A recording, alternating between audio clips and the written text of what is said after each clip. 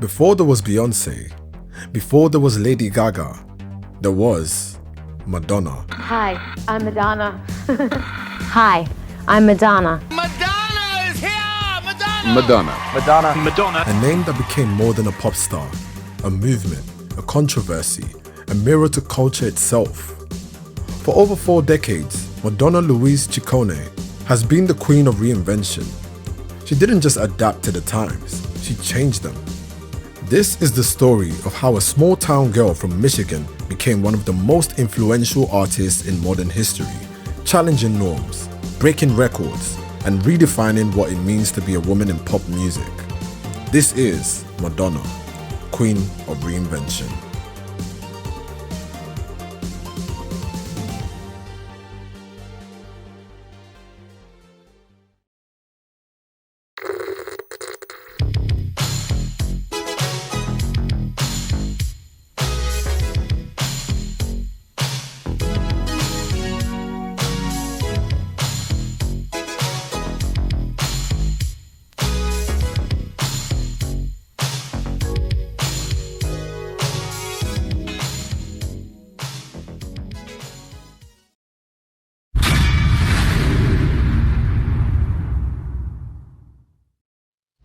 Madonna Louise Ciccone was born on August 16, 1958, in Bay City, Michigan. She was the third of 6 children in a strict Italian-American Catholic family. Her father was an Italian-American with Italian immigrants as parents, while her mom was of French-Canadian descent. When she was just 5 years old, tragedy struck. Her mother died of breast cancer. That loss left a deep mark, one that Madonna later said defined her hunger for attention and love. Madonna attended St. Frederick's and St. Andrew's Catholic elementary schools and West Middle School. She was known both for her high grades and for her unconventional behavior. Madonna would perform cartwheels and handstands in the hallways between classes, dangle by her knees from the monkey bars during recess, and pull up her skirts during class, all so that boys could see her panties. She later admitted to seeing herself in her youth as a lonely girl who was searching for something. She said, "I was rebellious in a certain way. I cared about being good at something. I didn't shave under my arms and I didn't wear makeup like normal girls do. But I studied and I got good grades. I wanted to be somebody." Madonna's father put her in classical piano lessons, but she later convinced him to allow her to take ballet lessons. Madonna later attended Rochester Adams High School and became once again a straight-A student, as well as a member of its cheerleading squad.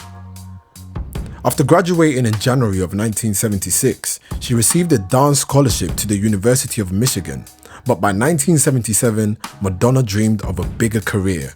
Michigan was too small time for her, and she had desires of moving to New York City to further pursue her career as a dancer. In 1978, Madonna dropped out of college and relocated to New York City. She said of her move to New York, "It was the first time I'd ever taken a plane, the first time I'd ever got in a taxi cab. I came here with $35 in my pocket. It was the bravest thing I've ever done." She worked as a waitress, a dancer, and even posed for art classes, whatever it took to survive. Soon, Madonna met musician Dan Gilroy and moved in with him at his place of residence, which was an abandoned synagogue where he also rehearsed. That's crazy. Together, the two would also create a rock band called The Breakfast Club. In 1980, Madonna left The Breakfast Club with drummer Stephen Bray, who was also her boyfriend in Michigan, who also moved to New York, and they formed the band Emmy and the Emmys. They rekindled their romance and moved into the music building in Manhattan. The two began writing songs together and they recorded a 4-song demo tape in November of 1980. But soon after, Madonna decided to promote herself as a solo artist. So as you can see, she was moving around a lot. She was hungry, driven, and never afraid to take control.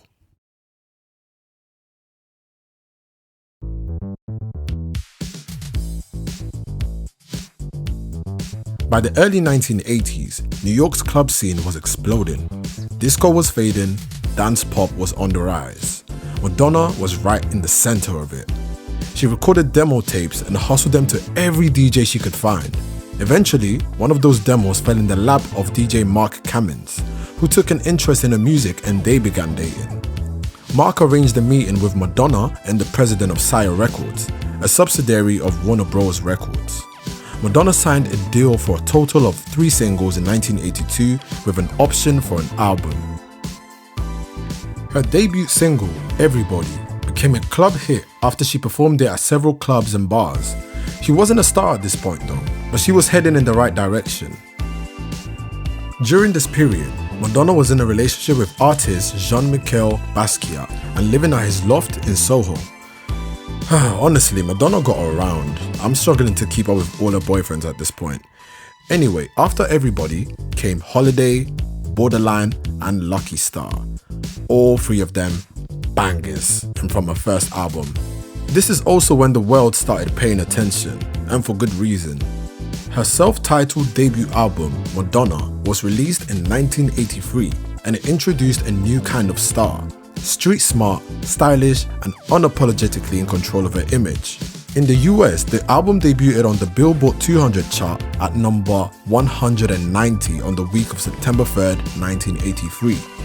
It had a slow and steady climb, ultimately peaking at number 8 the week ending October 20th, 1984, which was more than a year after its release.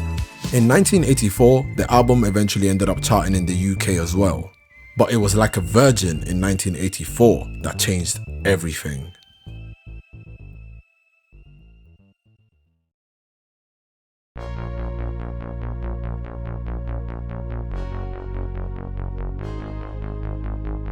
Following the success of her 1983 album, Madonna was eager to start working on its follow-up. She selected producer Nile Rodgers to produce the album due to his work on Let's Dance by David Bowie, which she was a fan of. Like a Virgin takes its name after its single. Madonna herself found the phrase ironic and provocative, saying, "How can you be like a virgin? I like the play on words." She also felt that the title makes a provocative link between her own religious name as the Catholic title for Jesus' mother Mary and the Christian concept of the virgin birth. Like a Virgin was eventually released on November 12, 1984. My personal favourite songs from the album being Over and Over, Dress You Up and Pretender. Like a Virgin became the album that transformed Madonna into a global superstar. It topped the Billboard 200 for 3 consecutive weeks and went on to sell over 21 million copies worldwide. The title track became her first #1 single in the US, dominating charts in multiple countries and cementing her as a fixture on MTV. With hit singles like Material Girl and Angel, the album established Madonna as one of the decade's defining pop artists. Like a Virgin wasn't just commercially successful, it marked the moment she moved from rising star to a dominant force in pop culture. That performance, part shock, part genius, turned her into a global sensation overnight. The media went wild, parents protested, and Madonna, she just smiled. And as her fame exploded, millions of young women across the world copied everything. The lace gloves, the crucifix necklaces, the layered bracelets, the messy hair bows. Madonna wannabes became the term for it. It became a cultural phenomenon. She wasn't just a star, she was the blueprint. Madonna at this point, I think, represents all of the young passions in our country. And by looking around Macy's and seeing all the would-be Madonna lookalikes, it certainly proves the point. It's the only one that we can look up to nowadays.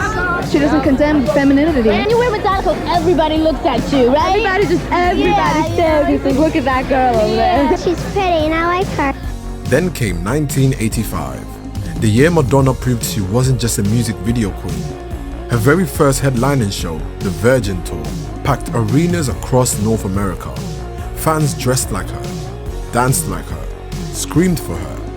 She moved with confidence, charisma, and a raw New York grit that made every performance feel like a declaration. Pop didn't have to be polite. It was the moment the world realized Madonna didn't just want fame, she wanted legacy.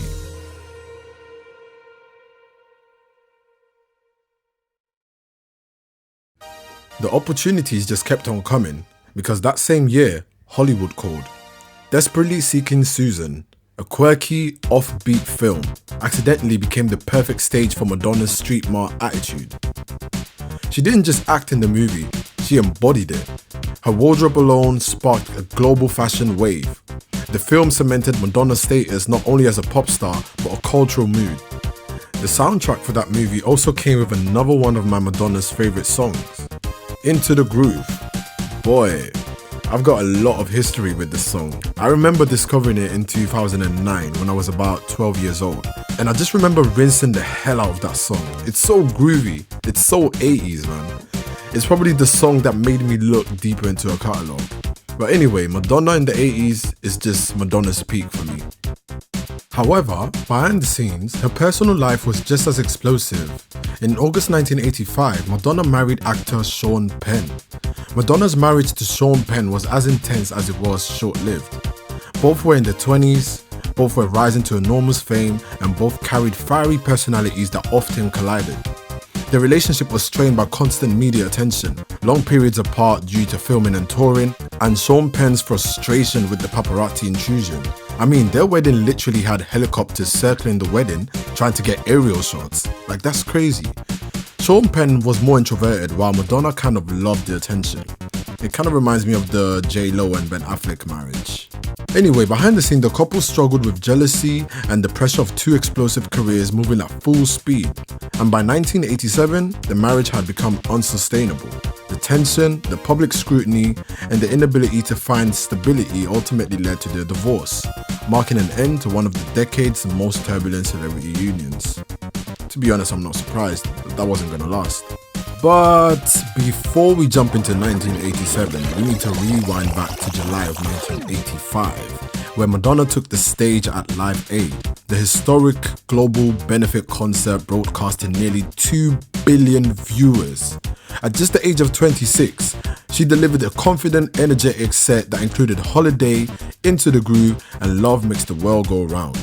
Despite the crazy heat, Madonna refused to remove her jacket, which was a subtle response to a recent tabloid scandal, suggesting that she relied on shock value rather than her talent, and that she always had to take her clothes off to kind of like make people marvel at her type of thing. Her set was tight, polished and professional, showcasing her as a rising performer with complete command of the stage. Live Aid placed Madonna before the largest audience of her career so far, reinforcing that she wasn't just a passing pop act. She was fast becoming one of the decade's most dependable live entertainers.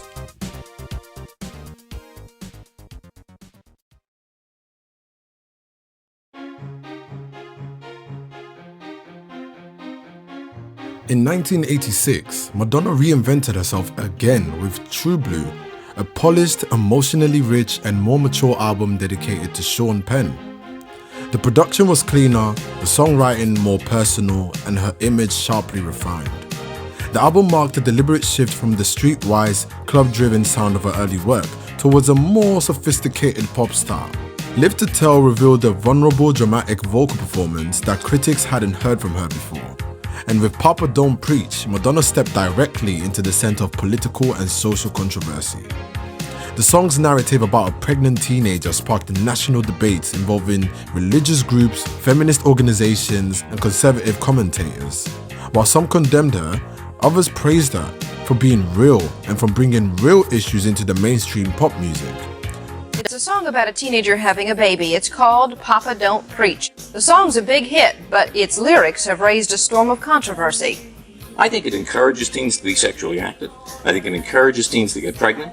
I think it encourages teens to have babies when they get pregnant. It's not an anti-abortion song. What it says is there's other choices. And that is, instead of killing your baby, you can keep your baby. Right there, that discourages abortion, which could be a problem for America. You want to have a baby or you get pregnant, you have to think of all the expense. Love is not everything. Well, it was more an issue about your parents accepting you no matter what happens. You know what I mean? And it was about a father choosing to love and support her daughter, even regardless of what she chose to do about keeping her baby. True Blue topped the charts though in over 28 countries and became one of the best-selling albums of the decade, solidifying Madonna once again not just as a pop star, but as a cultural force capable of shaping conversations far beyond music. Again, Madonna didn't run from controversy, she walked right into it. True Blue was another solid album by Madonna. Are you ready? Allora andiamo! Then in 1987, she went global with the tours.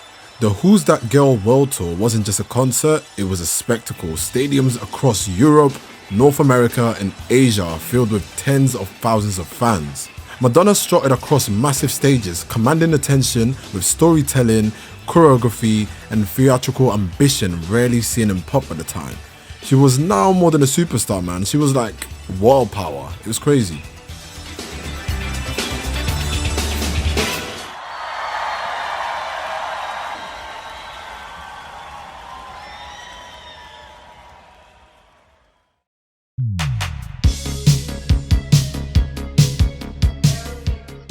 But the decade wasn't done yet. In 1989, Madonna unleashed Like a Prayer, a song and music video that fused religion, race, desire, and personal pain. The imagery though, like the burning crosses, the black love interest, who's also a black saint, sparked global outrage. Burning crosses, look. Yes, I do think it's in bad taste.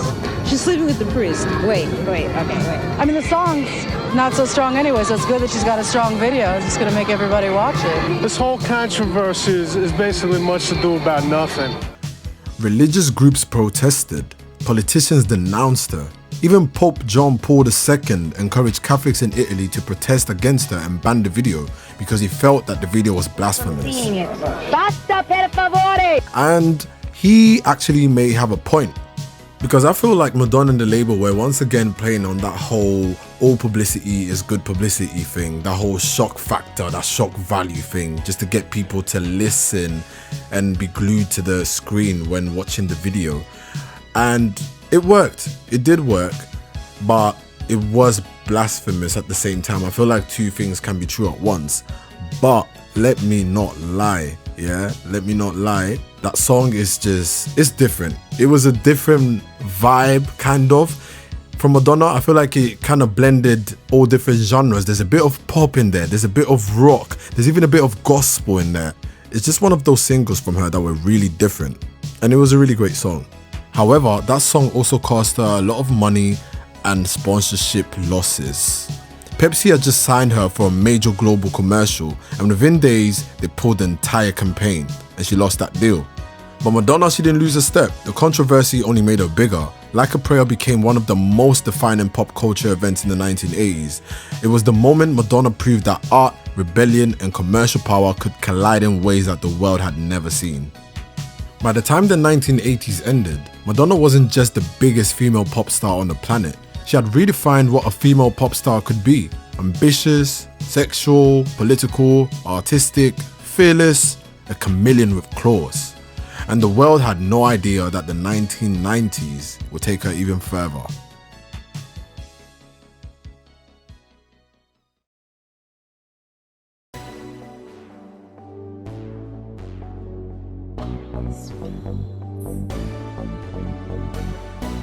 Madonna entered the 1990s already established as one of the most famous entertainers in the world, but the new decade pushed her into an even more complex era, artistically, personally, and publicly. In 1990, she released Vogue, a song initially intended as a B-side that became one of the biggest hits of her career. Its success set the tone for the Blonde Ambition Tour, a production that blended theatre, fashion, choreography, and narrative in ways that pop concerts hadn't seen before. The tour was praised for its innovation and criticized for its heavy use of religious and sexual imagery.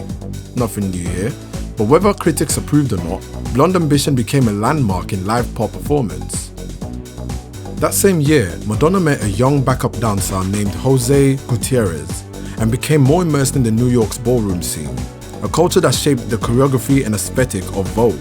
She documented her life on tour in the 1991 film Truth or Dare, giving audiences an unprecedented look at her personal and professional world. The documentary showed her controlling nature, her vulnerability, and the family-like bond she shared with her dancers. It also exposed cracks in some of her real family relationships, including a growing distance between Madonna and her brother Christopher, who felt increasingly overshadowed and later financially underappreciated despite his contributions to her tours and stage design. The early 90s also marked one of the most controversial periods in her career. In 1992, Madonna released the album Erotica, alongside her photo book, Sex. While Erotica contained some of her strongest work, the imagery surrounding the album, well, it dominated headlines. Religious groups, politicians, and talk shows targeted her relentlessly, and sales, though successful, were overshadowed by the moral panic surrounding the sex book. It became one of the first moments where Madonna faced a broad cultural pushback, something she later said left a real emotional impact, making her feel exposed in a way fame had never done before. In 1996, Madonna entered a deeply personal chapter with the birth of her first child, Lourdes. Motherhood softened aspects of her image and introduced new emotional depth into her life. She often described it as grounding, giving her a sense of stability during a decade filled with public scrutiny and professional reinvention. She had the child with personal trainer Carlos Leon.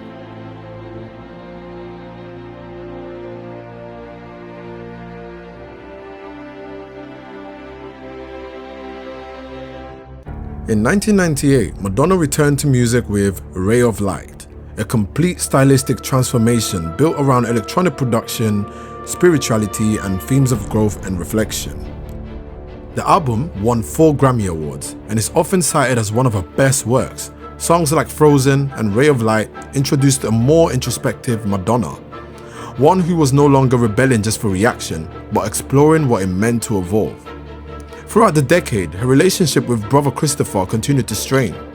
While they had collaborated closely during the 80s and early 90s, Madonna's growing professional control and the emotional pressures surrounding her public controversies created tension. Christopher would later speak openly about feeling dismissed and pushed aside, a sentiment that reflected the larger pressures Madonna faced within her own family as her career accelerated. Their fallout was slow, painful, and public.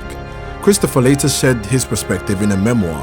Apparently, their fallout was over money and her marriage to Guy Ritchie. Christopher claimed that Guy Ritchie didn't like him because he was homophobic.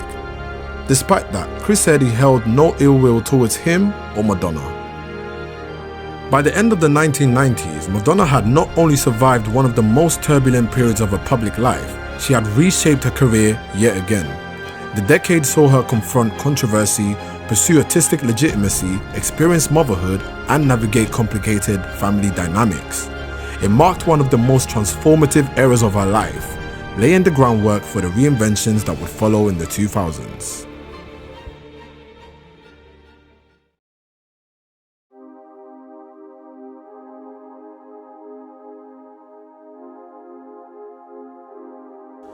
The new millennium brought love, family, and reinvention. Madonna married Guy Ritchie and welcomed her son Rocco, embracing a life in the English countryside. Amid domestic calm, Madonna released music, blending electronic experimentation with playful Americana. She also returned to touring with the Drowned World Tour in 2001, darker, mature, reflective. American Life, which was released in 2003, brought controversy once again with its political critique polarizing audiences, but proving she still challenged culture fearlessly. Her personal life continued evolving. In 2006, she adopted David Banda, facing scrutiny but remaining resolute. Motherhood shaped her perspective, inspiring albums and performances that fused power, playfulness, and empathy. The Confessions on a Dance Floor era marked a triumphant return to pure dance pop. The single Hung Up, which was a banger by the way, dominated charts globally. The Sticky and Sweet Tour, which took place between 2008 and 2009, shattered records, proving that even decades into her career, Madonna could still outperform, out-energize, and outshine the competition. Yet, personal reinvention continued. Her marriage to Guy Ritchie ended in 2008, leaving Madonna single once more. But creatively, she was unstoppable. Each breakup, each controversy, each milestone became fuel for a career that refused to age.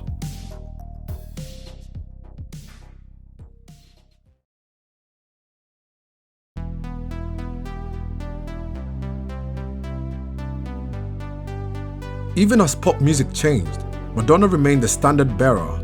MDNA, which was released in 2012, combined electronic aggression, theatrical storytelling, and global spectacle.